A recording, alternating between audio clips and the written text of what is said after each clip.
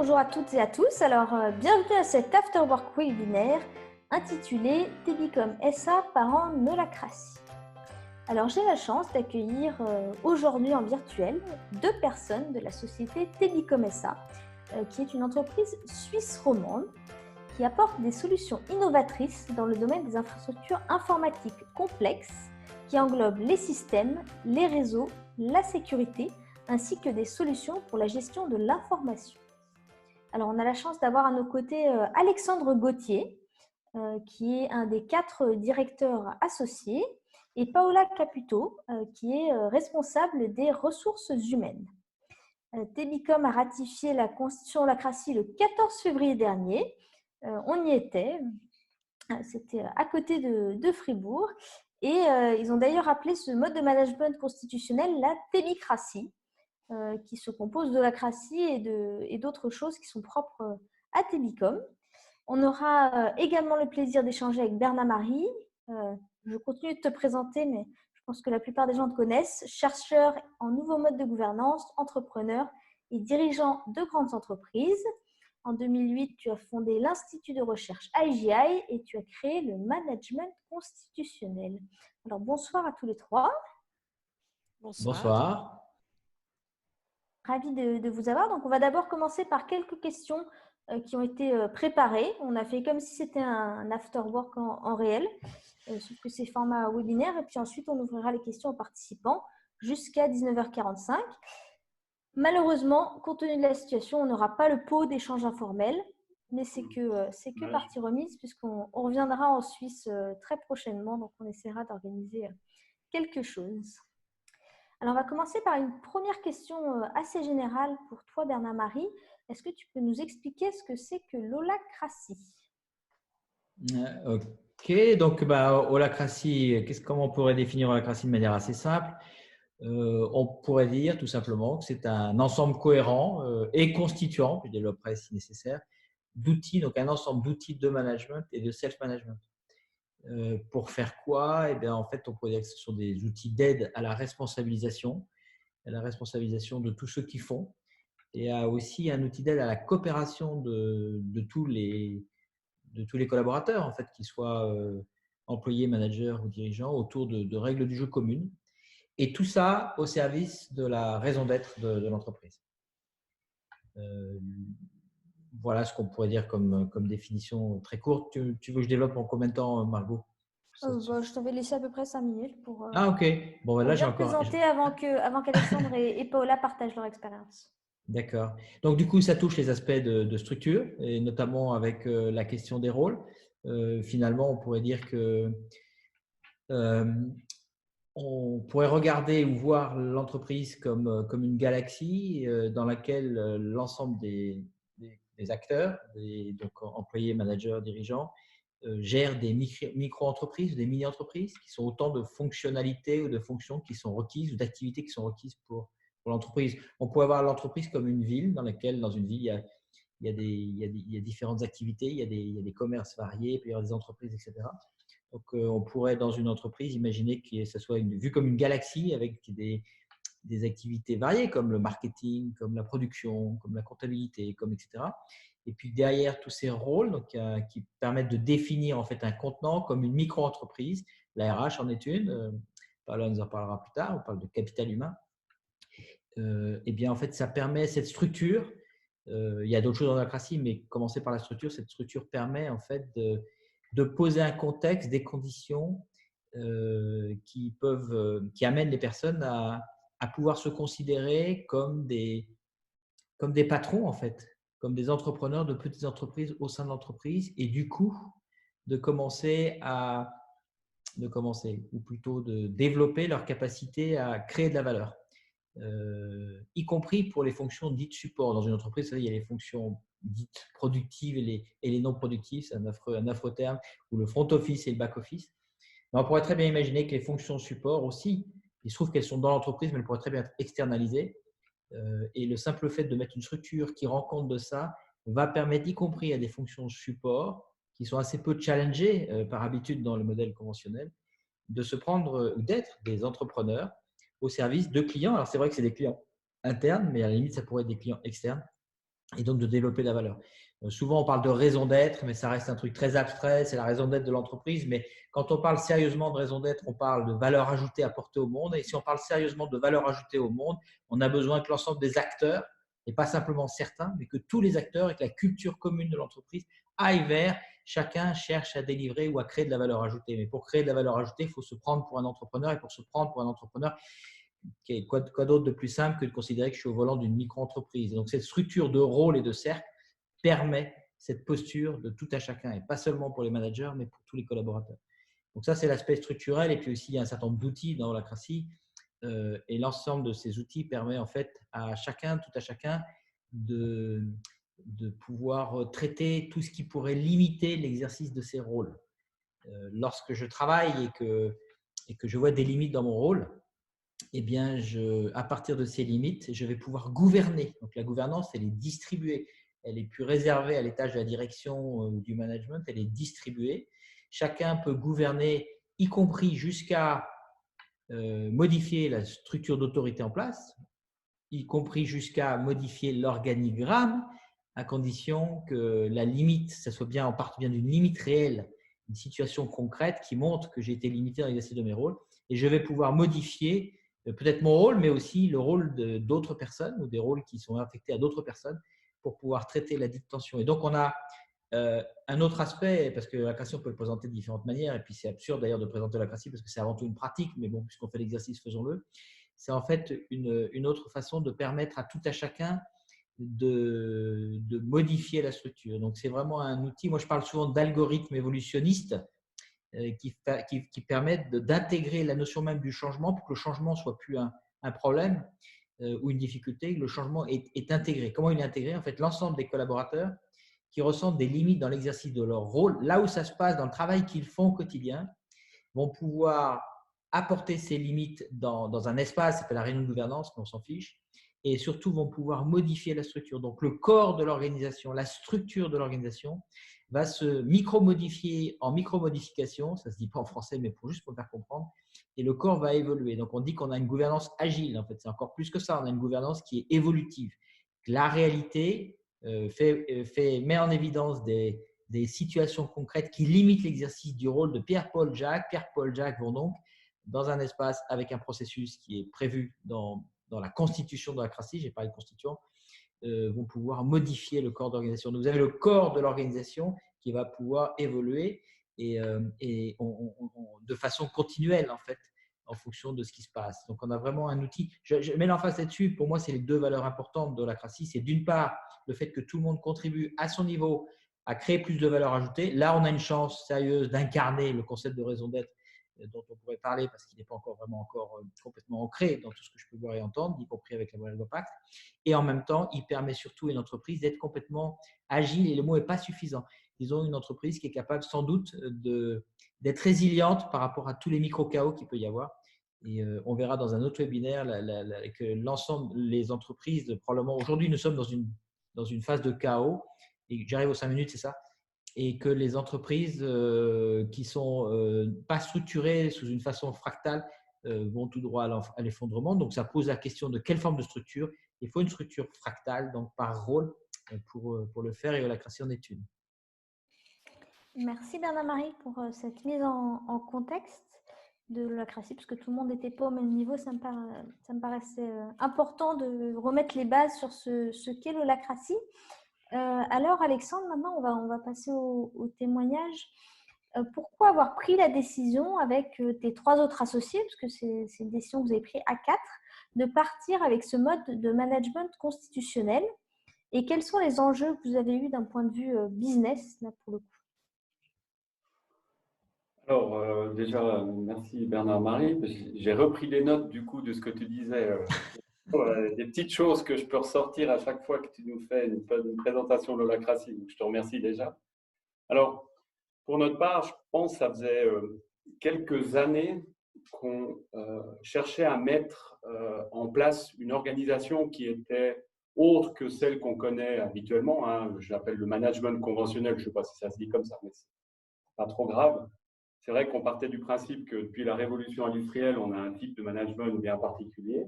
Et puis, nous, posait pas mal de questions, on se disait, mais ce n'est pas vraiment ce qui nous importe.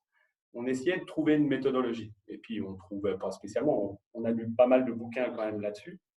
Mais c'est vrai qu'on est parti quand même assez rapidement, lorsqu'on a commencé à grandir, sur une notion de hiérarchie plate. Donc déjà, on se disait, ouais, on n'a pas envie d'être déconnecté du terrain. Donc, ce qui veut dire que si on met en place du management conventionnel avec du middle management, on va être un petit peu déconnecté du terrain. Donc, du coup, on s'est déjà dit, il faut qu'on parte sur une notion de hiérarchie plate. Ensuite, quand on met du middle management, ça coûte généralement relativement cher à la boîte, ça ne sert pas à grand-chose, et c'est vraiment dépendant des gens qu'on met au milieu. Si on met des mauvaises personnes, si on peut appeler des mauvaises personnes, ça peut être aussi, je dirais, pas très bon pour la société. Alors, on est parti déjà de cette hiérarchie. Après, on se posait la question, on disait, mais comment on peut faire pour mettre les compétences à la bonne place? C'est vrai que, de nouveau, si on reparle, et puis Paola pourra nous en dire aussi un petit peu là-dessus, c'est que, voilà, on parle toujours sur un recrutement avec des cahiers des charges, bien particuliers, les cahiers des charges, on sait qu'après, ils sont complètement oubliés et tout. Et puis, on a plein de compétences au sein d'une société qui sont des fois pas spécialement à la bonne place. Donc, on se disait, mais comment on peut faire pour mettre des compétences à la bonne place? Ensuite, il y a une notion de, on voulait aussi éviter de perdre des compétences, c'est-à-dire quand on crée une société avec des compétences bien particulières. Le fait que la société grandit fait qu'à un moment donné, de facto, vous venez des managers. Donc en fait, vous devez perdre une partie de vos compétences pour manager une entreprise. Vous n'êtes pas spécialement peut-être bon là-dedans, c'est peut-être pas spécialement ce que vous avez envie de faire, mais de facto, il y a une sorte de routine qui fait que vous êtes fondateur, donc vous devez de toute façon manager, ce qui n'est pas cohérent.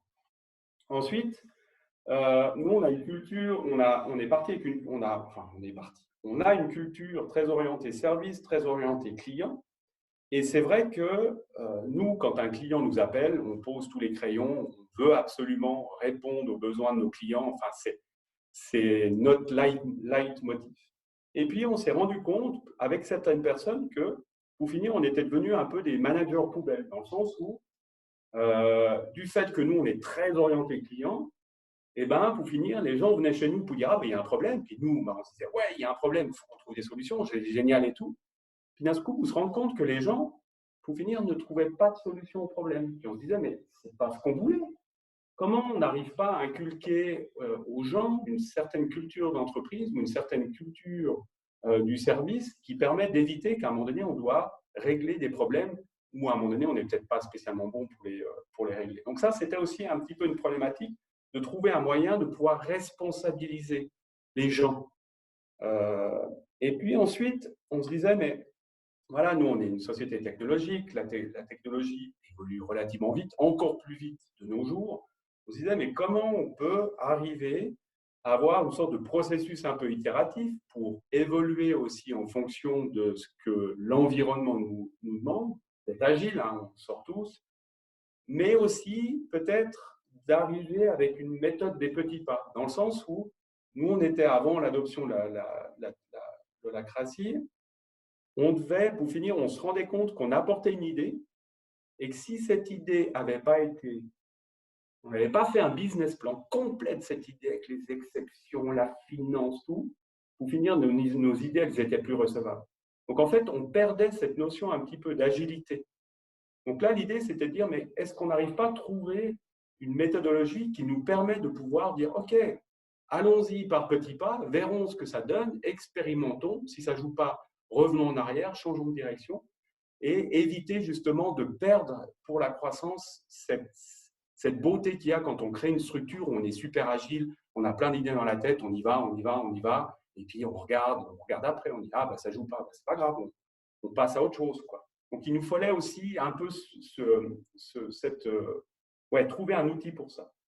Ensuite, il faut aussi se rendre compte que, voilà, même si on est encore jeune, je dis ça pour moi, mais on engage des nouvelles générations et puis ces nouvelles générations aspirent aussi à d'autres choses.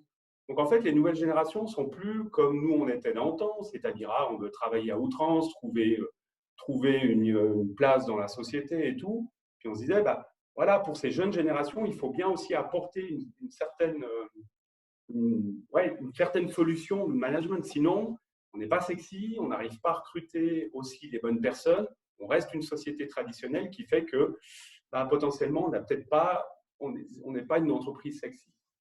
Donc, du coup, c'est vrai qu'en lisant différentes choses, en tombant sur l'holacratie, en participant aussi à une formation qu'on a faite aussi avec Paola, avec AGI Partner, du coup, on s'est dit, waouh, ça répond à la majeure partie, si ce n'est à la totalité de nos questions. On a découvert ces processus de réunion, les réunions orientées sur l'être humain avec les réunions triage, où on parle de l'opérationnel, les réunions de gouvernance basées sur l'organisation, processus beaucoup plus strict. On s'est dit, waouh, plus besoin de faire un business plan. OK, on va avoir une structure qui va nous permettre de pouvoir avancer avec nos idées. D'avoir aussi des membres élus. Ça, je trouvais relativement intéressant parce que c'est vrai que de facto, les gens vous regardent comme étant les personnes qui doivent organiser les réunions, qui doivent peut-être les diriger, entre guillemets. Et pour finir, là, on arrive avec des rôles élus. Il y a un facilitateur, il y a une élection intégrative qui s'opère. Donc, c'est plus spécialement de nouveau les entrepreneurs ou les managers qui sont obligés de faire ce genre de choses. Donc, il y a la notion de secrétaire, le deuxième lien, enfin, toutes ces choses qui font que, OK, on arrive de nouveau avec mettre aussi des compétences à la bonne place et aussi faire participer toute la société. Parce qu'à un moment donné, les gens ils sont collègues, ils peuvent dire, si lui doit être facilitateur, il est bon pour ça, OK, on va les lire.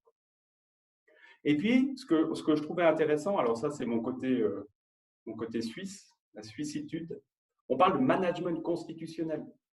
La Suisse a prouvé, et là je fais un peu mon chauvin, que par une constitution fédérale qui est la Suisse, dès qu'on a quelque chose auquel on ne sait pas répondre, on s'appuie sur quelque chose. Et ce quelque chose, c'est la Constitution. Donc, à un moment donné, il n'y a pas toutes les réponses, mais ça permet au moins de pouvoir orienter. Et ça, d'avoir, je dirais, cette base constitutionnelle, je trouve quand même relativement important. Je peux dire aussi que dans une société, on a différentes personnes. On a des gens qui vont très vite, qui avancent très vite, et d'autres qui avancent très lentement. Dans l'holacratie, je ne sais plus si c'est AGI Partner qui parle de ces fameuses Ferrari, là, j'aimais bien l'expression. Le système va pouvoir permettre aux gens qui vont vite de pouvoir utiliser l'outil et de pouvoir aller vite. Et ceux qui, à un moment donné, vont un peu moins vite, de pouvoir toujours faire leur travail, comme d'habitude, sans spécialement leur mettre des contraintes. Donc ça, je trouvais que c'était aussi, je trouve que c'est quelque chose de vraiment important. Ensuite, mais ça, je pense que c'est peut-être plutôt vous, AGI Partner, qui nous avez apporté ça, cette relation de client-fournisseur. C'est vrai que quand on est une société de service, quand on parle de relation de client-fournisseur, on pense toujours interne-externe, on pense nos clients. Et de pouvoir mettre cette relation client-fournisseur en interne, donc de pouvoir avoir quel impact mon travail a sur mon collègue, quel impact a, si je ne fais pas correctement, quel impact aura sur le travail que fait mon collègue. Donc, à un moment donné, de par la mise, je dirais, explicite du mode de fonctionnement, les fameuses redevabilités, là, je vais pouvoir savoir si oui ou non, quel impact, si je fais correctement les choses pour mon collègue, si mon collègue il est content, parce qu'à un moment donné, je lui aurais demandé, voilà mon offre de service, est-ce qu'elle te convient? Oui, non, sinon on l'adapte. Donc ça, je trouvais quand même relativement important et une réelle plus-value aussi pour le business. Après, toi, tu posais encore la question, Margot, sur les enjeux un peu business. Ouais, les enjeux qui vous ont amené en fait à décider tous les quatre Ouais. de l'holacratie. C'était en quelques minutes. Alors, en quelques minutes, je pense que les enjeux business, c'est vrai que qui peut mieux comprendre comment améliorer son travail? Pour moi, c'est celui qui le fait et ce n'est pas celui qui pense savoir faire. Donc, pour moi, ça c'était, pour moi, je parle au nom de Tebicom, hein, mais pour nous, ça c'était vraiment quelque chose, je pense, d'important. Ensuite, on se rend compte que, je disais avant que la technologie avance super vite, donc on doit avoir une organisation qui avance aussi vite. Et je pense que ce qu'on est en train de vivre actuellement avec le Covid-19, malgré tout, fait qu'à un moment donné, comme disait Bernard-Marie avant, c'est vrai que si on n'a pas une structure qui permet de pouvoir relativement vite agir, et là on est clairement dans une situation actuelle, c'est clairement un enjeu vital pour la boîte. Alors j'ai parlé de l'agilité, je ne veux pas revenir dessus, c'est un joli nom, mais je pense que c'est quand même important. Mais c'est vrai que si on remet de nouveau le client au cœur de notre boîte, on doit y répondre, on doit leur répondre rapidement, mais on doit toujours assurer la plus belle des qualités. Et ça, à un moment donné, c'est tous au sein d'une société. Si on est tous responsabilisés pour ça, à un moment donné, c'est clairement un enjeu vital. Ensuite, je pense qu'il y a aussi la culture d'entreprise, les valeurs. C'est vrai qu'il faut qu'à un moment donné, on ait une référence qui nous permet de pouvoir tous tirer à la même corde. Ce n'est pas uniquement un groupe de personnes qui ont fondé une société. C'est vrai qu'au début, c'est bien, mais à un moment donné, ce n'est pas le tout. Et par la suite, c'est tout le monde qui doit faire avancer la société. Et c'est vrai que pour nous, de par cette approche déjà je dirais, de hiérarchie relativement plate qu'on avait mis en place, c'est vrai qu'il n'y a pas eu c'était pas une grosse nouveauté. Donc c'est vrai que grâce aussi à vous et avec votre méthodologie mise en place, c'est vrai que ça n'a pas été une grosse révolution. Les gens, ils ont dit, ah, mais ok, super, on fait déjà, quoi. Donc, on a simplement mis un nom sur ce qu'on avait déjà un petit peu essayé de faire sans avoir mis une définition propre. J'espère que je n'ai pas fait trop long. Non, c'est parfait. Merci beaucoup, Alexandre. On a fait le côté business, alors on va revenir du côté humain, bien que les deux fonctionnent ensemble, surtout avec la culture Télécom. Paola, du coup, tu es responsable RH, même on appelle ça capital humain. Voilà. Alors, qu'est-ce que tu attends de la tébicratie et puis, quels sont les enjeux pour toi d'un point de vue humain? Qu'est-ce que tu en attends? Alors effectivement, ces questions sont pertinentes et Alexandre en a déjà touché quelques mots. Néanmoins, mon souhait au travers de la tébicratie, c'est, comme on l'a dit, de mettre la bonne personne à la bonne place et aussi de mettre à contribution de notre entreprise toutes les compétences professionnelles, personnelles et sociales silencieuses. Nos collaborateurs, qu'on appelle les tébicomiens, sont la première richesse de notre entreprise, raison pour laquelle on a appelé le cercle RH, on l'a appelé capital humain, parce que c'est le capital humain de l'entreprise. Donc, à mon sens, la tébicratie est une formidable opportunité de libérer la parole des introvertis, de développer les capacités d'écoute des extravertis, si, on peut, et de faire émerger la créativité dans la résolution de situations bloquantes, sans forcément passer par un quelconque lien hiérarchique ou un chef qui s'adresse à un autre chef, etc., puis ça redescend dans l'autre équipe. Il y a des échanges en one-to-one qui sont très naturels, très simples finalement. Et puis, la méthodologie nous a permis de réaliser que finalement, ok, j'ai un souci, j'ai une question, je m'adresse à la bonne personne. Alors, c'est encore un peu nouveau pour les tébicomiens. Néanmoins, la pratique et puis Glassfrog, l'outil de support qu'on a choisi pour mettre en place, pour illustrer, si on veut, la tébicratie, donne l'opportunité à chacune, à chacun de se responsabiliser et de fonctionner de manière autonome grâce à un ou des rôles définis et des redevabilités et dans un cadre posé. Donc finalement, chacun sait ce qu'il a à faire, chacun sait ce que l'autre fait ou a à faire et ça, c'est plutôt nouveau. Bien sûr que jusqu'à présent, on avait des cahiers des charges ou des descriptions de fonctions, mais honnêtement, qui va regarder sa description de fonction quand il s'agit de savoir dans quel rayon agir, jusqu'à quel cadre de responsabilité. Voilà. Donc là, l'outil GlassFrog, il est transparent, tout le monde sait qui fait quoi, et ça, c'est chouette.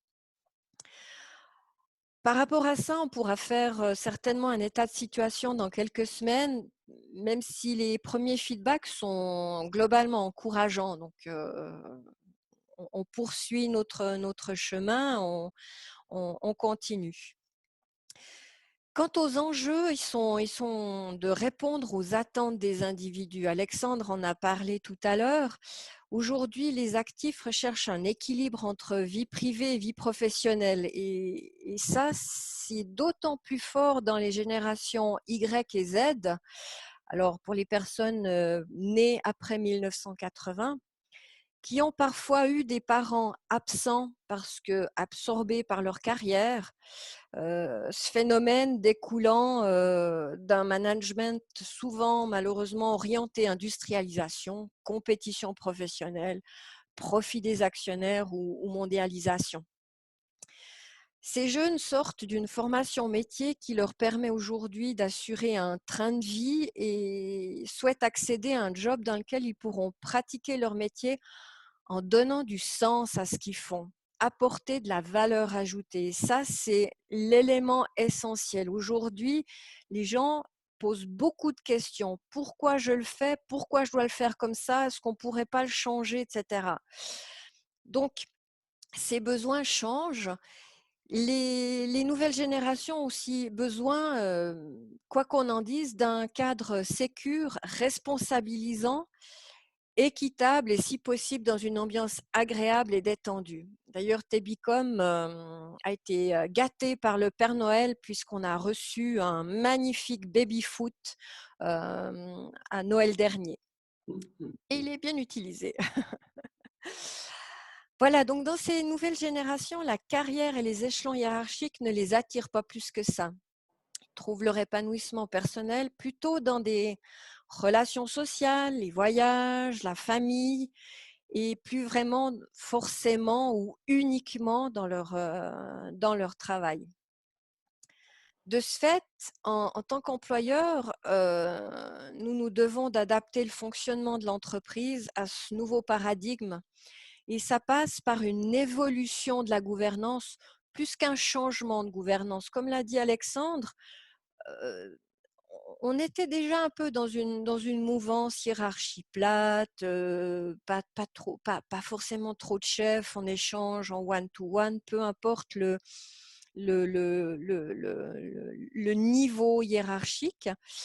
Et les Tibicomiens, ils s'identifient à notre entreprise, ils y trouvent des valeurs qui leur correspondent et ils apprécient que leurs compétences tant techniques que sociales soient équitablement valorisées. Alexandre l'a également relevé, les technologies informatiques évoluent constamment et rapidement. Pour se démarquer de la concurrence, Tebicom axe sa stratégie sur des prestations sur mesure et un segment de clients bien défini.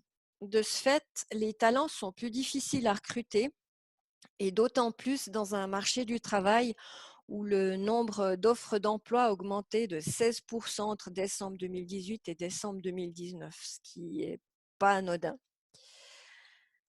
Comme je l'ai mentionné tout à l'heure, les actifs sur le marché du travail ont des exigences qui ont évolué avec les années.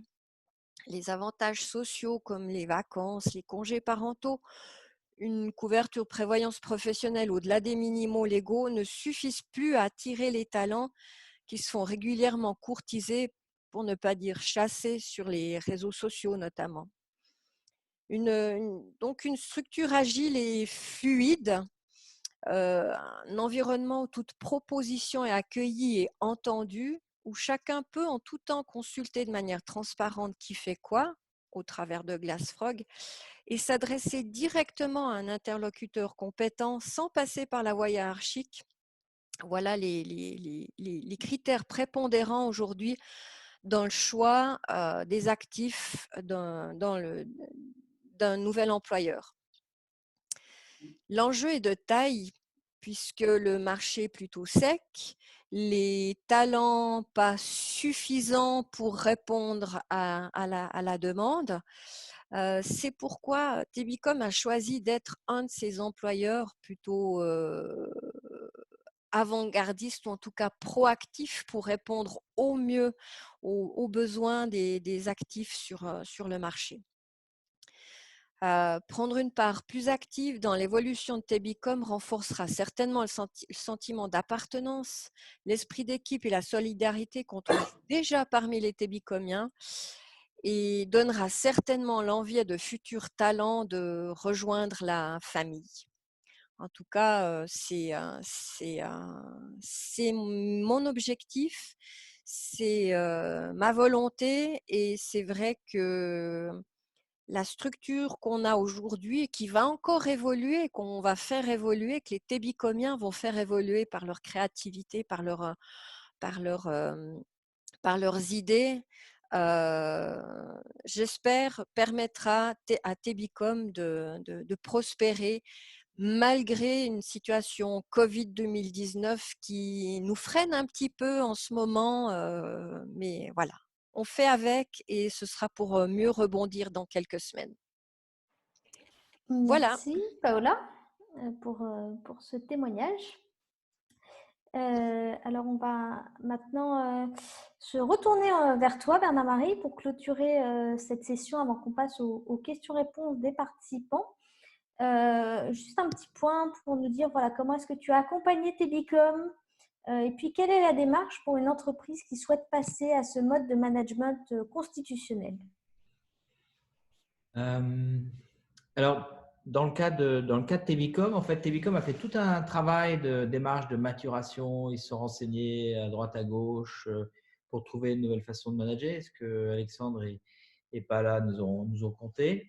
Et puis, à un moment donné, ils ont vu ce truc holacratie, puis ils se sont dit, bon, on va creuser. Donc, ils ont envoyé 3 personnes en formation de praticien. Donc, ils ont démarré par ça. Donc, Paola, Alexandre et puis une autre personne de Tebicom. Qui n'étaient pas toutes les 3 d'ailleurs convaincus au départ. Donc c'était assez intéressant, c'était assez challenging pour nous, on adore ça. Et donc pendant voilà, et à l'issue de cette formation, les 3 avaient l'air, on les voyait avec grand sourire, ils avaient l'air assez emballés par ce qu'ils avaient vécu pendant toute la semaine. Bon, c'est vrai que c'est une semaine où il y a la pédagogie, mais il y a aussi on rencontre plein de personnes, des gens qui sont déjà dans la classe, etc. Donc c'est assez riche comme semaine. C'est vrai que c'est une expérience un peu souvent inoubliable. Et puis derrière, ils ont discuté avec nous aux pauses, à chaque fois qu'il y a des pauses, et puis justement pour nous poser la question que tu poses là, Margot. Et donc je leur ai expliqué que ce qui était probablement une bonne démarche, c'était de mettre en mouvement en fait. De mettre en mouvement l'ensemble du comité de direction, donc du CODIR élargi, si on parle de Tebicom, donc c'est l'équipe de direction, les dirigeants plus 3 personnes, donc leur comité de direction, parce qu'ils n'étaient pas tous alignés. Donc, il y en avait 3 qui étaient fans maintenant, mais les autres ne l'étaient pas encore. Donc, il y a besoin de mettre en mouvement. Donc, en fait, cette mise en mouvement a duré 1 jour et demi, 2 jours, qu'on a co-designé, je me rappelle, avec Paola et les autres. Donc, on les met en mouvement pour qu'ils vivent l'expérience en fait, de ce que c'est que l'holacratie dans leur contexte, pour qu'on aille creuser la raison d'être, non pas d'entreprise, elle avait travaillé, mais la raison d'être de cette transformation de la tébicratie à un niveau tripal, parce que derrière, il faut le faire dans la durée. Enfin bon, il y a quelques prérequis qui sont importants. Et puis ensuite, le comité de direction élargi avait vraiment envie d'y aller.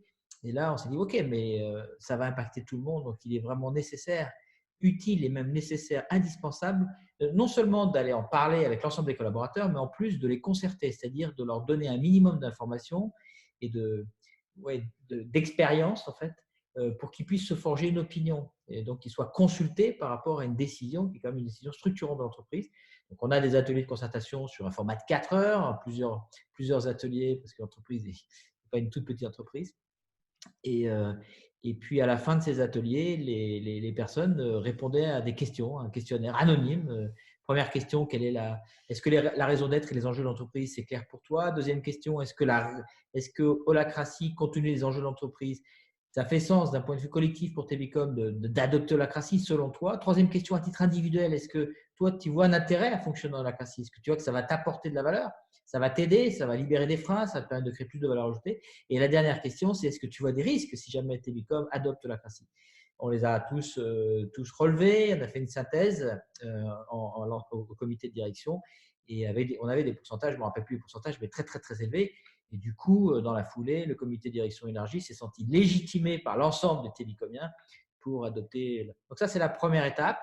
Ensuite, avant de lancer les cercles, il y a une étape qui est vraiment fondamentale, qui est ce que nous, dans le jargon, alors on pourrait appeler ça une étape de design, on appelle ça une étape d'encodage.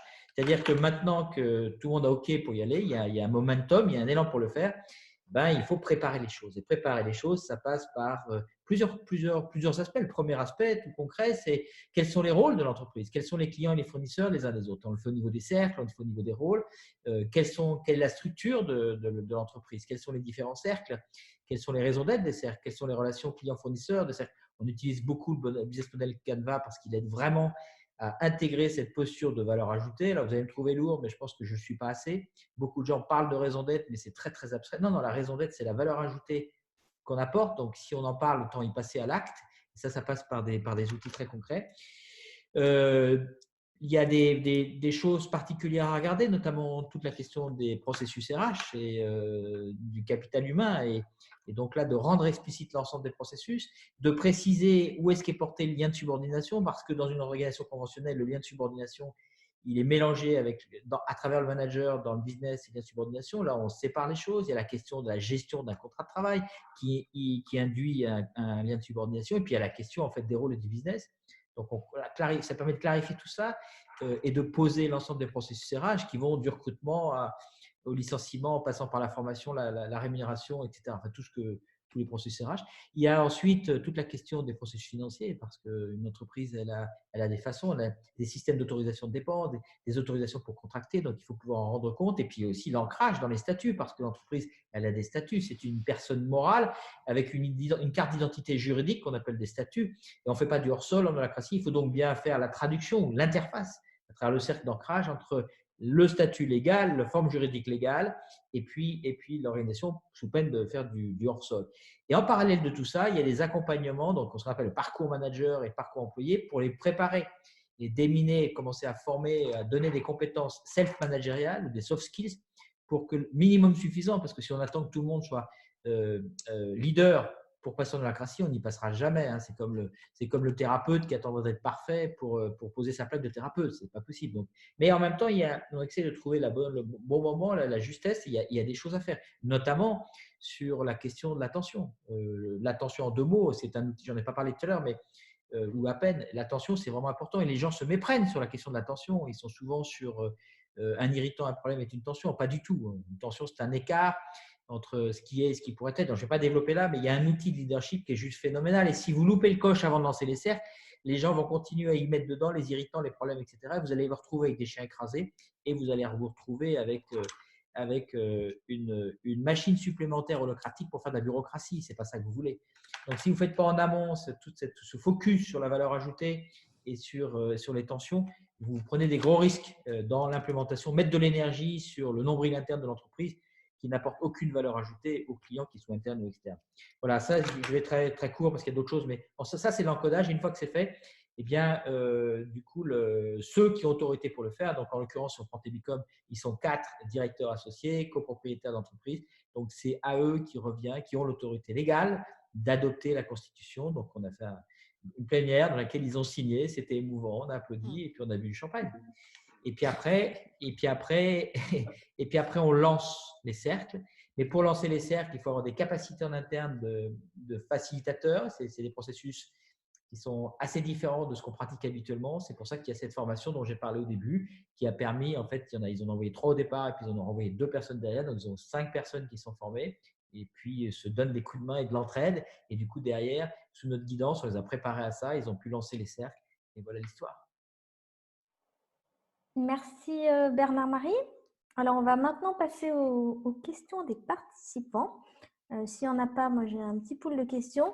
Et puisque c'était censé être en direct, je vais proposer. Bon, j'ai une question par écrit, mais s'il y en a qui veulent poser leurs questions en live, en audio, qu'on les entende, qui ont donc un casque ou un son suffisamment bon, vous pouvez lever la main et je vous prendrai en direct aussi. Comme ça fera un peu plus vivant, comme si on avait un afterwork, un réel afterwork. Hélène, du coup, oui, je vois que vous l'avez posée par écrit. Je vais vous laisser parler pour la poser en direct.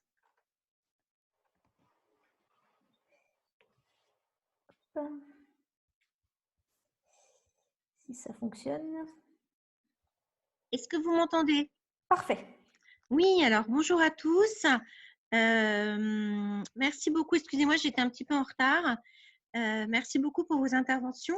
En fait, moi, je co-dirige un petit cabinet de conseil et de formation en RSE.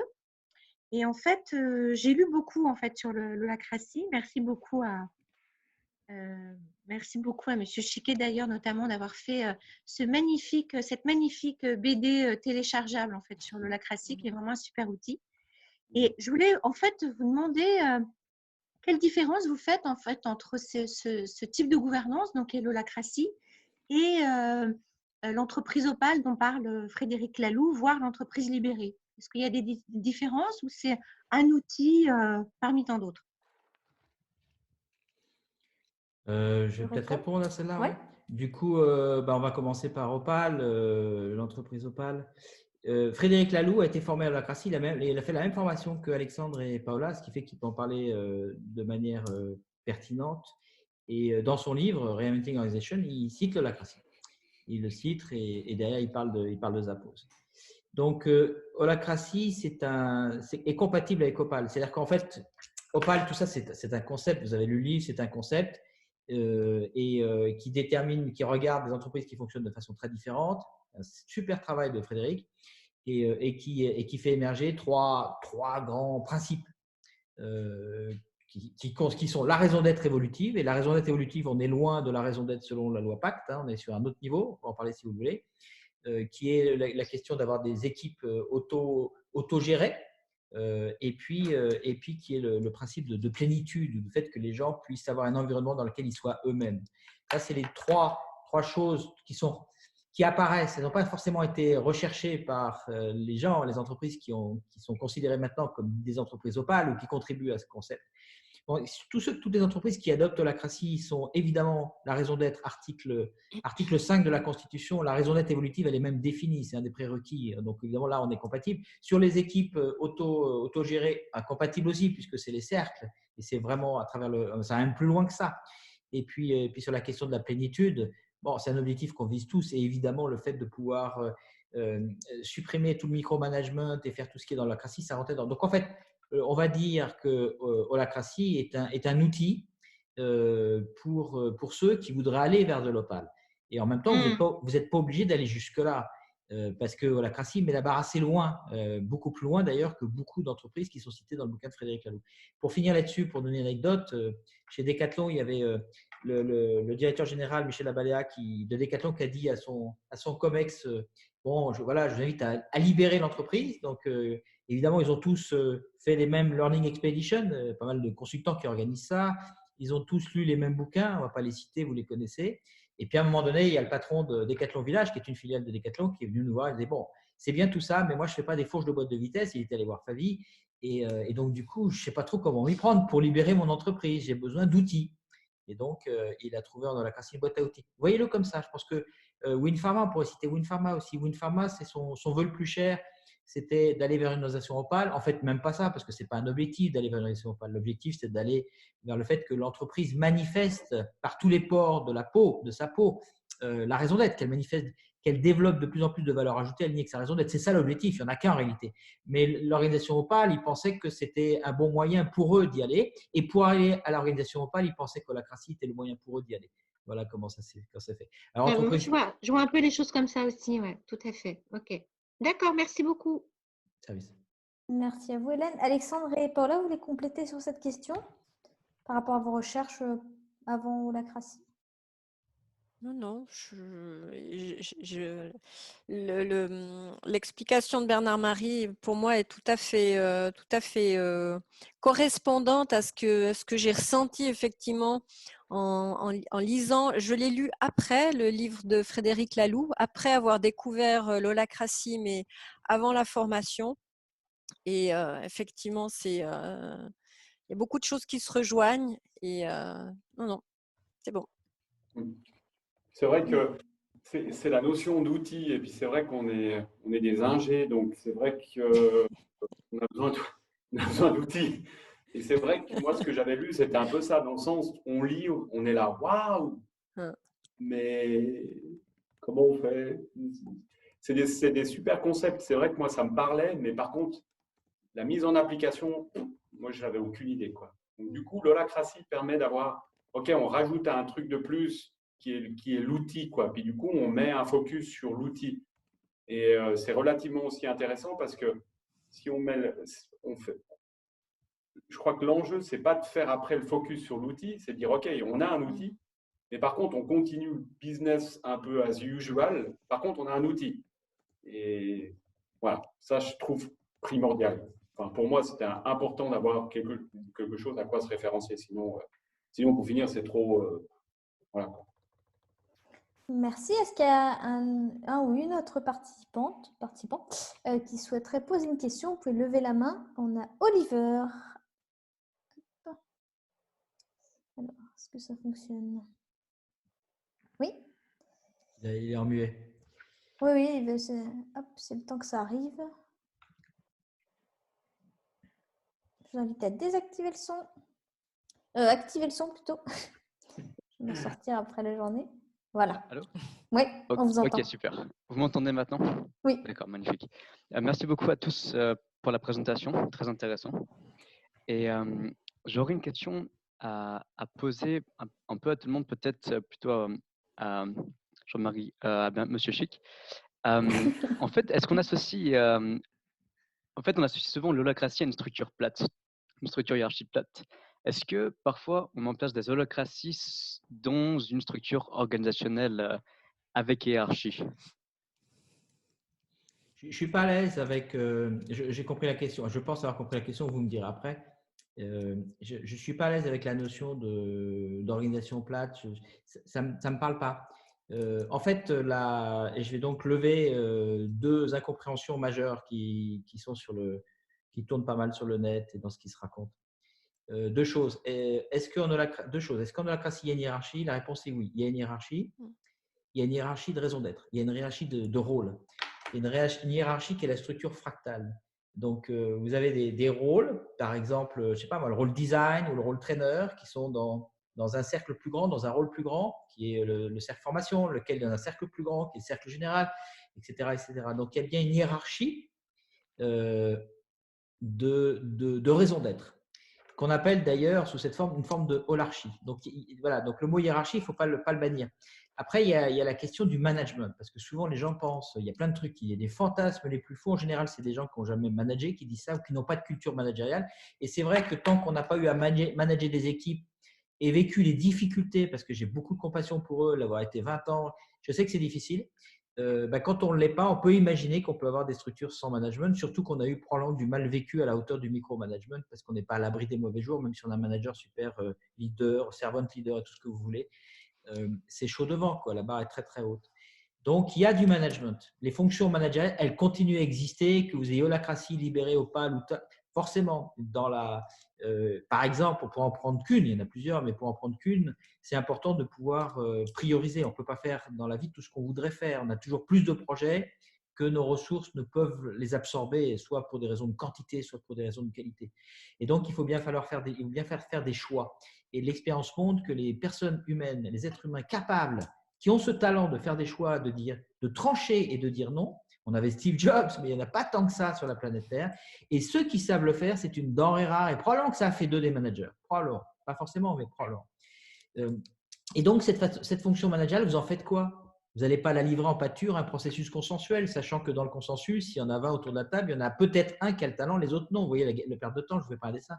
Donc, il est évident qu'il va bien falloir incarner ça, non pas au service de ce qu'on voudrait par dogmatisme, mais bien par rapport à ce qui est bon pour que l'entreprise manifeste davantage la raison d'être. Et le bon sens voudrait que s'il n'y en a qu'un, ben on lui donne le rôle. De la même manière qu'au foot, il n'y a qu'un goal, on ne fait pas du consensus pour le goal. Donc, c'est vraiment ça. Donc, en holacratie, dans la constitution de l'holacratie, il y a une option par défaut que vous pouvez changer derrière. Mais c'est toute la puissance en fait de cette constitution. Donc, l'holacratie, c'est un document, c'est une constitution. Dans cette constitution, qu'est-ce qui est fait en fait? Tout simplement, c'est de rendre explicite l'ensemble des fonctions managériales. Il était temps, parce que ce n'était pas clair comme ça dans le modèle conventionnel. Enfin, pour en avoir souffert pendant 20 ans, je ne savais pas ce qui était attendu de façon explicite de moi quand j'étais manager, dirigeant ou patron. Et donc, de rendre explicite l'ensemble des fonctions managériales. Et une fois qu'on a fait ça, tout ce que je racontais du bon sens, ben on peut commencer à le distribuer parce qu'on sait de quoi on parle maintenant, puisque c'est explicite. Et Holacracy propose par défaut un premier niveau de distribution. Dans une part, un nouveau manager, une nouvelle forme de manager qui s'appelle le leader de cercle ou le premier lien. Chaque cercle a un leader de cercle avec un jeu d'attendus extrêmement explicite. Donc, c'est un rôle que de management qui ne porte que des fonctions managériales, mais qui avec un set ou un ensemble d'attendus explicites limités. Et puis, ce n'est pas tout. Les fonctions managériales sont aussi distribuées à des rôles. Il y a un rôle de facilitateur. Donc, chaque cercle a des réunions de triage et de gouvernance qui sont des fonctions managériales. Le triage est une fonction managériale qui vise à développer le leadership. La gouvernance est une fonction managériale qui vise à designer l'organisation. Ces deux fonctions que je viens de donner avant étaient portées par le manager. Maintenant, elles ne sont pas portées par un rôle, par une personne, ni par un rôle. C'est encore mieux que ça, c'est par un processus. Et puis, il y a aussi des rôles qui sont créés, comme le rôle de facilitateur. Le rôle de facilitateur, c'est lui qui facilite la réunion. En aucun cas, ça peut être la personne qui est le leader de cercle, donc ce n'est pas le manager. Et c'est vrai que l'animation de la réunion de triage, l'animation de la réunion de gouvernance, c'est aussi des fonctions managériales qui généralement étaient portées par le manager. Mais ce n'est pas tout. Il y a aussi le secrétaire. Le secrétaire, dans un cercle, il y a un secrétaire qui est en charge, qui est maître, qui contrôle les registres, donc l'organigramme pour faire court, et puis qui a aussi un rôle d'arbitre lorsqu'il y a des différentes interprétations de qui fait quoi. Vous allez le voir et il rend un arbitrage. Ce n'est pas le leader, ce n'est pas le manager, c'est le secrétaire. Et puis, ce n'est pas tout. Il y a encore le second lien qui est aussi un autre rôle. Je ne vais pas aller trop loin dans la technique. Mais... Donc, vous voyez bien que les fonctions managériales, elles sont rendues explicites et ensuite elles sont distribuées.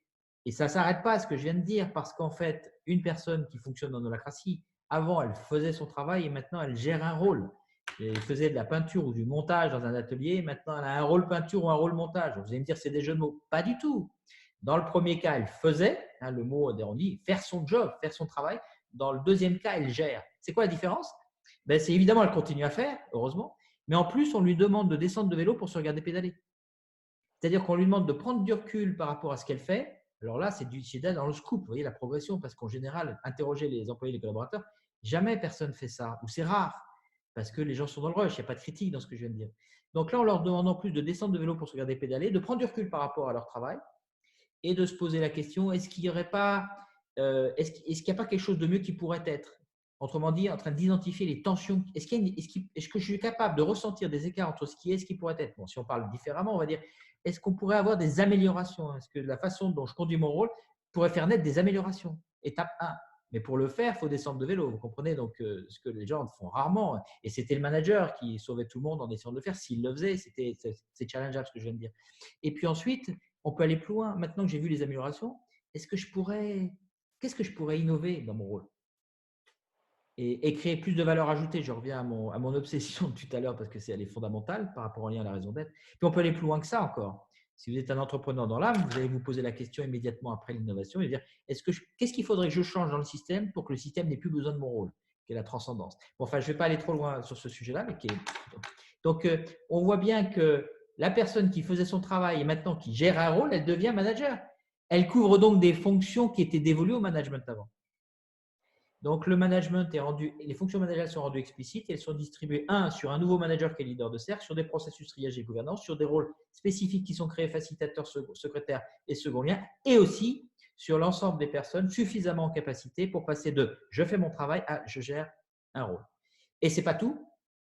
Il y a encore deux choses à rajouter, puis je suis au bout. La question de la RH. Parce que le manager, dans le modèle conventionnel, il fait tout. Il fait du business, il fait de la RH, il fait le café, il fait une note de… Je m'amuse.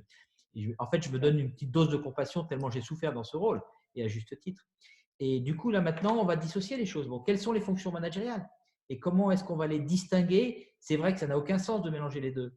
Enfin, en tout cas, de toutes les mélanger. Qu'est-ce qui vraiment est une fonction managériale qui est requise par le leader de cercle? C'est vrai que le leader de cercle, pour être en mesure d'affecter les personnes dans les rôles, encore faut-il qu'il connaisse les compétences dont il a besoin dans le cercle et aussi qu'il connaisse les compétences des gens pour trouver la meilleure adéquation entre les deux et qu'il puisse accompagner les personnes au quotidien pour qu'elles grandissent dans l'acquisition, pour que le fit ou l'adéquation entre la personne et le rôle soit de plus en plus fine et ad hoc.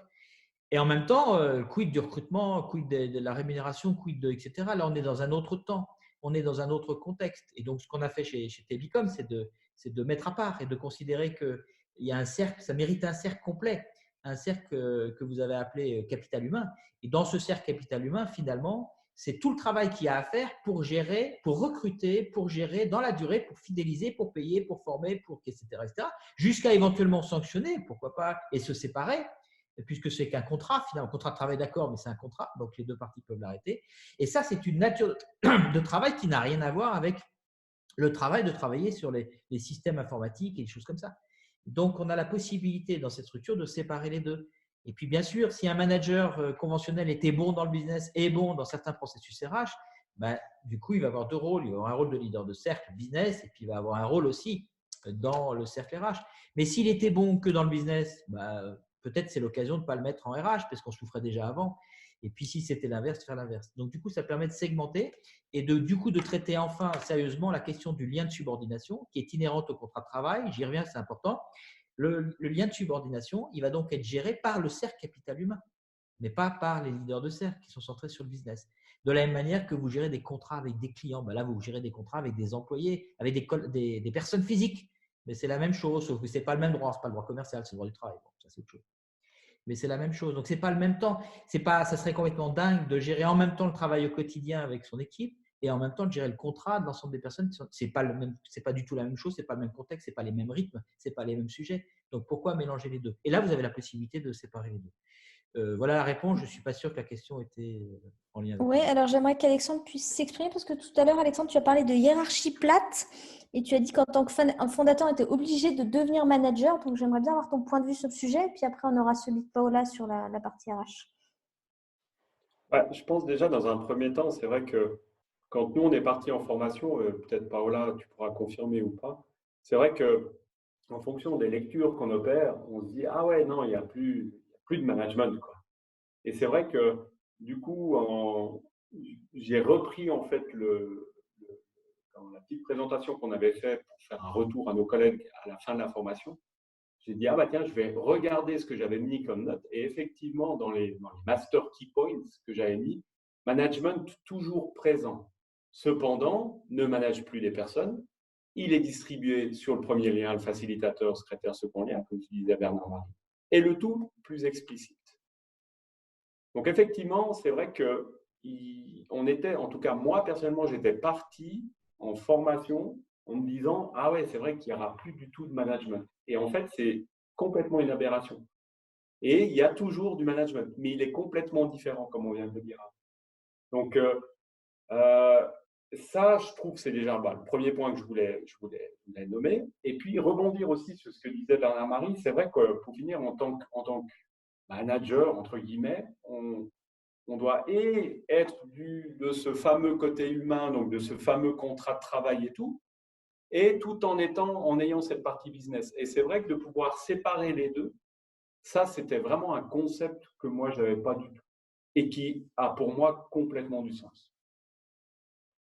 Alors justement, sur cette séparation, merci Alexandre, sur cette séparation, Paola, est-ce que tu peux nous en dire plus sur, du coup, toi, ta place dans la RH et qu'est-ce que ça t'a apporté?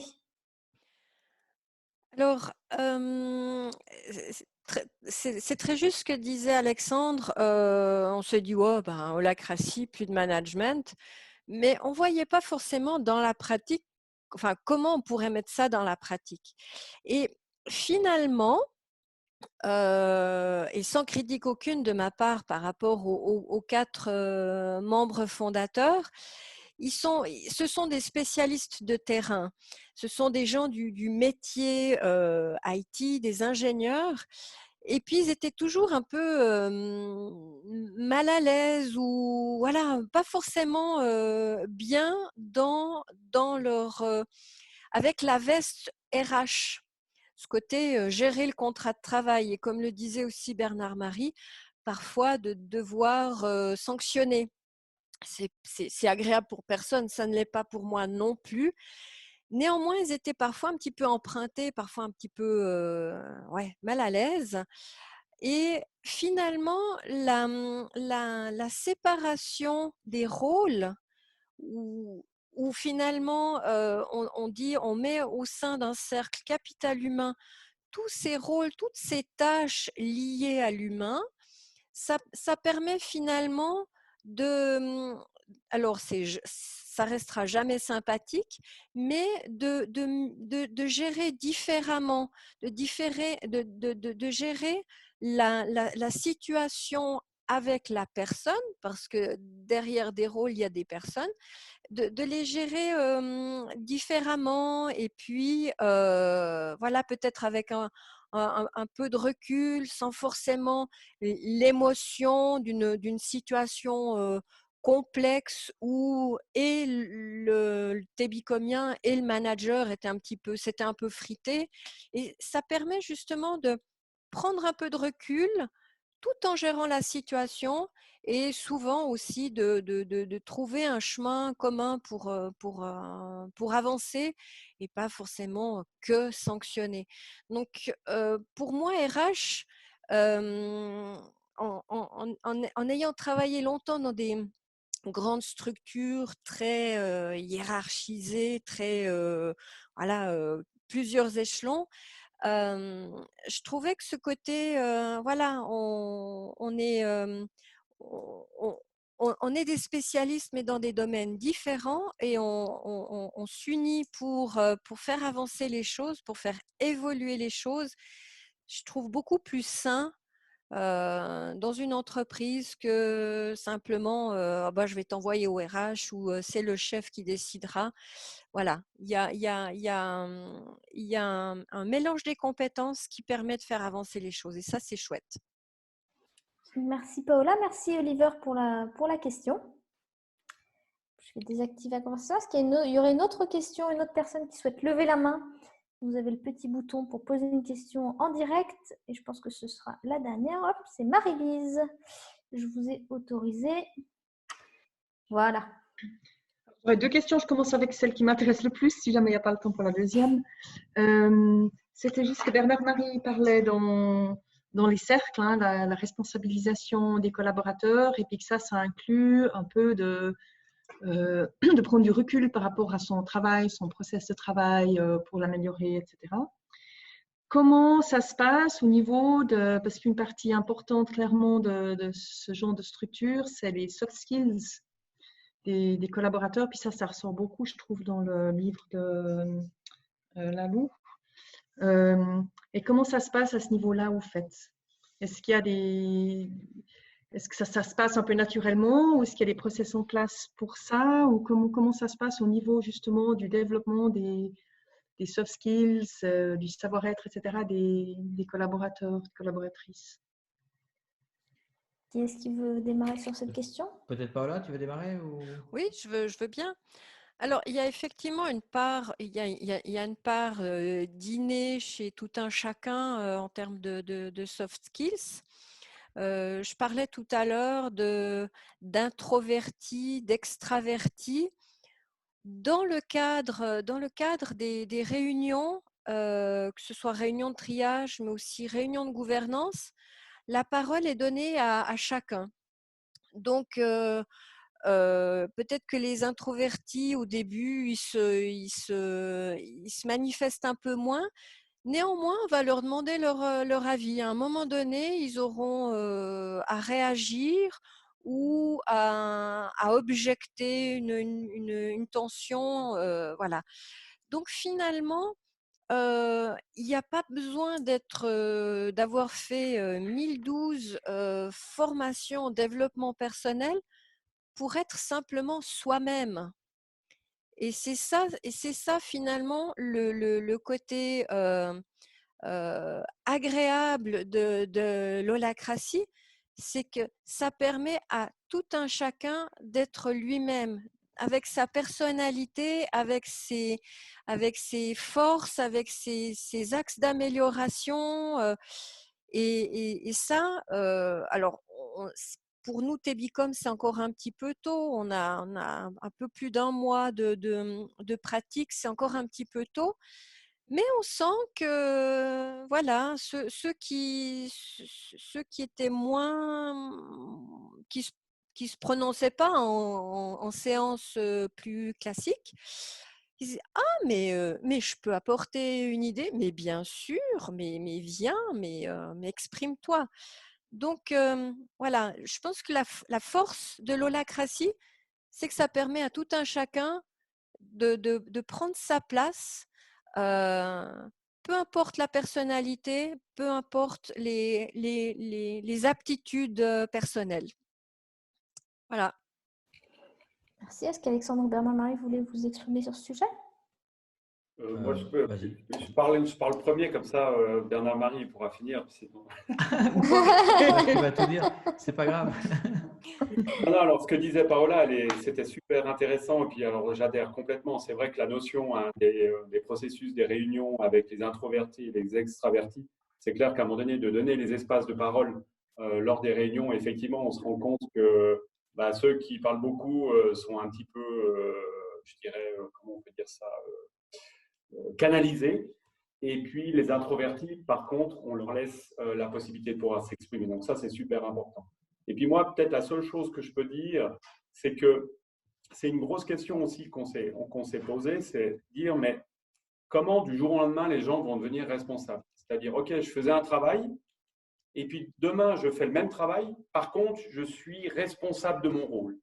Et on se disait, mais comment on fait? Et c'est vrai que là, Bernard-Marie pourra bien peut-être appuyer là-dessus, il nous a bien aidé, mais il a dit, mais il n'y a rien qui changera demain. Donc, à un moment donné, on ne va pas mettre les gens en stress, on ne va pas d'un seul coup leur dire tu es responsable maintenant de ton rôle, voilà tes redevabilités, maintenant, du jour au lendemain, tout va changer. Et non. Donc, en fait, ça, c'était vraiment important pour nous parce que justement, dans l'accompagnement des gens, ça ne se fait pas du jour au lendemain. Donc, c'est un processus d'apprentissage qui se fait dans le temps. Et je pense, Bernard-Marie, tu pourras confirmer, c'est vrai que la mise en place de l'holacratie, c'est pas une semaine. Une fois qu'on a signé la Constitution, ça va nous prendre des mois, voire des années, à un moment donné, à que je dirais la totalité un petit peu de la méthodologie soit implémentée chez nous. Donc ça, je pense, c'était vraiment important qu'on sache qu'à un moment donné, on n'allait pas mettre en stress nos gens parce que d'un seul coup, ils devenaient, entre guillemets, responsables de leur rôle, donc managers de leur rôle, quoi. Donc, pour moi, ça, c'était super vital. Et effectivement, quand on a mis en place, il y a entre guillemets, il s'est rien passé. On a dit, OK, voilà, on fait comme avant, business as usual, et puis on va commencer à intégrer. On a élu nos membres, on a commencé à faire nos réunions de triage, nos réunions de gouvernance. Alors effectivement, on est à quelques semaines là, mais voilà. Donc, pour moi, ça, c'était important. Merci Alexandre. Bernard-Marie, tu veux ajouter quelque chose? Je voudrais juste ajouter, peut-être pas, mais compléter ou appuyer sur effectivement ce que Alexandre a pointé, c'est éviter que les personnes se retrouvent en stress. Et ça, c'est tout le soin qu'on peut apporter. C'est vrai qu'on en a beaucoup parlé ensemble au moment de l'encodage, c'est pas mettre les gens en situation d'échec et de stress. Et donc de tailler les rôles à la taille de la chaussure qu'ils peuvent porter. Donc pour ceux, leur laisser un peu d'espace pour qu'ils grandissent, mais celui qui a vraiment besoin de beaucoup grandir, on va lui mettre des chaussures un peu plus grandes. C'est du bon sens managérial, ce que je suis en train de dire, rien à voir avec l'holacratie. Et des chaussures un peu plus grandes que son pied pour qu'il puisse se développer. Et puis d'autres, peut-être un peu plus larges, mais pas beaucoup plus larges. Donc il y a cette notion de stress. Après, pour appuyer, compléter ce que dit, peut-être avec d'autres mots différemment, ce que dit Paola, en fait, on pourrait voir, et ça c'est la réalité, que l'holacratie n'est qu'une boîte à nudge, pour ceux qui connaissent les nudges, ou des mécanismes Et c'est la réponse à la question des soft skills, effectivement, ça ne se fait pas du jour au lendemain. J'ai discuté avec Scarabée, qu'on a accompagné en France, une société de 250 personnes. Ça fait 5 ans qu'ils pratiquent l'holacratie et on a encore cette discussion-là et on est en train encore de travailler là-dessus. Et on se posait la question avec Hugo, qui est en charge de la transformation chez eux, combien de temps il faudrait. Et on s'est dit, c'est idiot, on se fiche un peu, mais en gros, quand même, on s'est lancé, on est encore 5 ans. Donc, il y a 3 ans, on a dit qu'il fallait 5 ans. Maintenant qu'il y a 5 ans, on dit qu'il faudra 10 ans. Donc, en fait, la question du temps n'est pas vraiment importante. Ce qui est important, c'est plus la dérivée positive, c'est le chemin. Et j'observe que, en fait, l'ensemble des mécanismes bien compris en amont, c'est ça qui est important, de holacratie, agissent comme des nudges. Par exemple, dans la réunion de triage, lorsque vous apportez un point à l'ordre du jour, le facilitateur vous demande de quoi tu as besoin. Et vous allez raconter quelque chose, excusez-moi, je glisse facilement sur le tutoiement, vous allez raconter quelque chose, et puis derrière, mais de quoi tu as besoin? Pourquoi tu nous en parles? Est-ce que tu as besoin que quelqu'un prenne une action? Tu veux demander une action, un projet? Tu as besoin de partager de l'information? Tu as besoin de donner de l'information? Tu as besoin d'un coup de main? Tu as besoin de quoi? Donc, en fait, ce simple fait de faire le lien entre quelque chose qui tient à cœur à quelqu'un, qui fait qu'il apporte un point à l'ordre du jour, et puis qu'il soit en capacité, à force de réunion de triage, qui est une formidable école de leadership, de traduire ça par habitude jusqu'à ce qu'il y arrive tout seul et qu'il ne soit plus obligé de venir en réunion dans une demande, c'est l'art du triage, donc de se mettre en mouvement, quelle que soit la situation dans laquelle je suis, c'est un développement de soft skills. Et il y en a plein d'autres. Il y en a plein d'autres. En fait, c'est une boîte à outils à développement de soft skills. Maintenant, ça peut ne pas être suffisant. Ça, c'est ceux qui gèrent le programme, de rajouter éventuellement, par exemple, chez certains clients, ils se sont rendus compte que pour développer l'assertivité ou l'écoute, la communication non violente pouvait aider. Plein d'outils, donc qui sont des outils complémentaires. Et je sais que Paola a plein de choses ou forme, fait des médiations, etc. Donc, il y a l'holacratie, c'est juste une partie du truc. Évidemment, le coaching, la médiation, une forme de communication, des règles de gestion de la parole, ces genres de choses-là qui évidemment sont requises, ou même des espaces de mise en mouvement. Ce que j'appelle espaces en mouvement, c'est juste comment est-ce que vous gérez les résistances au changement. C'est juste normal que les gens résistent au changement. Bon, là, c'est un peu facilité parce qu'on est dans la rupture. Donc, du coup, il y a un côté très positif pour ceux qui sont intéressés pour faire la transformation. C'est le moment ou jamais de la faire. Mais quand on n'a pas de crise comme le Covid-19, on n'a pas la chance d'avoir de crise comme le Covid-19, ben c'est difficile, même pour des petits changements. On croit que c'est des petits changements. Il y a des personnes pour qui ça peut être un gros changement en termes de perception et comment vous gérez ça. Donc, ça, c'est des processus qui ne sont pas développés dans la crassie, mais là, c'est juste dans l'humain et la plupart des RH. Enfin, je sais que Paola, elle joue avec ça et c'est normal. Enfin, elle joue, quand je dis elle joue, c'est pas, elle maîtrise ces sujets-là parce que c'est juste nécessaire de pouvoir accompagner les personnes et d'avoir des réunions qui sont centrées sur rien d'autre que recycler, transformer les résistances de les retourner. C'est de l'énergie, de les retourner en constructif. Merci Bernard-Marie. Alors, je suis désolée Marie, je sais que vous aviez une deuxième question, mais on va devoir arrêter là comme il est 45 et j'ai une petite clôture à faire. Mais si vous pouvez poser votre autre question par email, on sera ravis de prendre contact avec vous. Alors, on est bientôt arrivé à la fin du temps, on est même à la fin du temps. Alors, je vais clôturer. On organise d'autres webinaires si ça vous intéresse. En ce moment, confinement oblige, on organise pas mal de webinaires. Le prochain est le 15 avril, qui sera avec Bernard-Marie Chiquet et également Bruno Marion, qui est un spécialiste des théories du chaos. Donc, on parlera des théories du chaos et le lien avec la crise actuelle. Est-ce qu'on va aller vers un effondrement d'un système ou l'émergence d'autre chose, d'un nouveau système? C'est le sujet qu'on abordera le 15 avril. Vous recevrez les informations dans l'email qui va suivre. Si jamais vous êtes convaincu de holacratie, ou en tout cas avez envie d'aller un petit peu plus loin, votre prochain pas, c'est de suivre une journée pour découvrir les 5 outils d'outils holacratie et les clés de la mise en place. Donc, on a des dates à Paris, Bruxelles et Genève, 4 juin pour Paris, si c'est maintenu. Pour l'instant, oui. 8 septembre à Bruxelles et celle de Genève, on l'a mis du coup le 12 novembre, comme le planning est assez chargé. Et on la tente aussi en ligne. Donc, on va en faire une en ligne qui sera composée de vidéos que vous pourrez regarder en asynchrone et de 3 sessions en ligne, les 12 et 14 mai de 9h à 11h30. Donc, ce sera des sessions de 2h30. Et puis, une séance de coaching individuelle.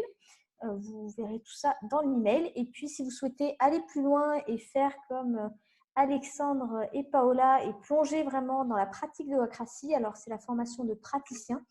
On a 2 sessions à Paris, 8 au 12 juin. Elle est encore maintenue pour l'instant et 12 au 16 octobre 2020. Alors, pour terminer, je vous propose un petit tour de clôture à tous les 3. Voilà, c'est comme en réunion holacratie, partagez vos apprentissages. Petit retour sur cet after-work webinaire. On a innové ce soir. Commencez par Paola, ta clôture. Alors, ravie d'y avoir participé. Je n'ai pas vu le temps passer. C'était très sympa. Et j'espère qu'on pourra le refaire avec un petit peu plus d'expérience à partager. En tout cas, c'est très volontiers que je l'ai fait et que je le referai. Merci. Merci Alexandre. C'est vrai que c'est excellent de se retrouver de l'autre côté parce que comme on a lu beaucoup de choses, on a fait des formations et tout, puis d'un coup on se retrouve de l'autre côté, on se dit ah tiens, c'est très intéressant. Donc l'exercice effectivement de partager un petit peu tout ce qu'on a reçu, ça fait partie, je pense aussi un petit peu de cette méthode de holacratie, c'est-à-dire que ouais, il faut en faire, il faut vraiment partager quoi. Il faut vraiment partager. Donc merci. Merci à toi Alexandre. Bernard-Marie.